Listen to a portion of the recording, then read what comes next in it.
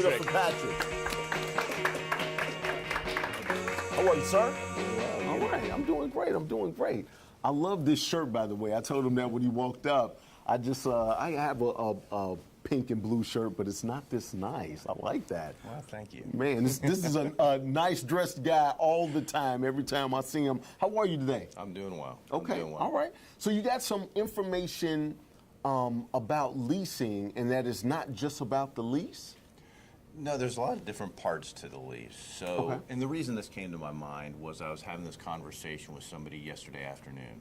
Okay. And as I wrapped up the conversation, knowing we were going to speak, it was like, this is something everybody ought to know. Because they didn't. So you said something that was so profound yesterday, and you was like, I got to say that on camera tomorrow, okay? I got you. I got Hopefully, you. I wish I had written it down because it was really profound yesterday. But Right. Yeah. Hopefully So now it'll it's be just this old morning. and still Yeah, today. Maybe. You're like 12 hours later. I don't know what's going to happen right now. But what you got? What you got? Well, it has to do with commercial leasing. So most businesses will lease their space, and they get very myopic about how much is the space.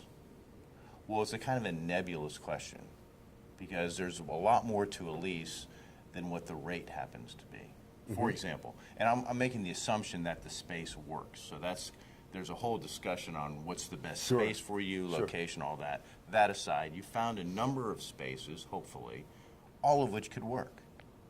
So now how do you figure out which one to do? Well, I don't know, Patrick. Well, how do you figure out which one to do? Well, I default a lot to financial analysis because I'm a CCIM. And Okay. so at the end of the day, that's what matters in terms of lease rate. But if you think about a commercial lease, think about a table, and it has 4 legs to a table. Okay. And in order to successfully execute a lease, that table is going to have to be balanced. If it's out of kilter one way or the other, either the tenant's not going to be happy or the landlord's not going to be happy. And in either one of those cases, there is no lease done. You've just expended an awful lot of energy and time, something most business owners don't have a lot of disposable time. Right. Right? And you've essentially wasted it. So, for example, you've got the rate. But what's in a rate? Does it mean that's all I pay per month? Or does it mean there's expenses on top of that? Because when they're advertised, you don't know. Right. You have to have access to the databases that will tell you that ahead of time so you know within your budget. The second thing you've got is how long is this lease going to be? Do I need a 3-year lease? Do I need a 5-year lease? Do I need a 7-year lease? It just really depends on what you're trying to accomplish with your lease space. Right. So when you say that, so if I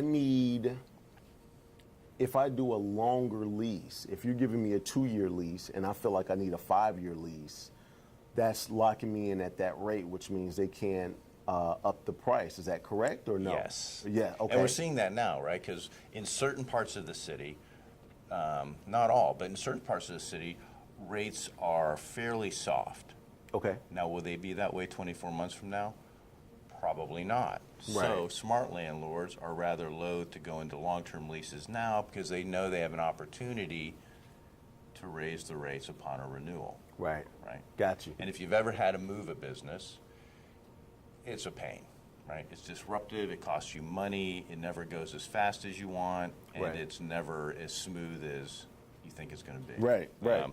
So you've got the rate, you've got the term, you've got incentives. Okay. And so then the last thing you have happens to do with, do you have renewals baked into there? Okay. Do you have options to renew? What are some other terms of the lease that tenants don't think about? For example, I can terminate your lease with notice because I may want to redevelop this area. Very prevalent in the midtown, downtown areas, right?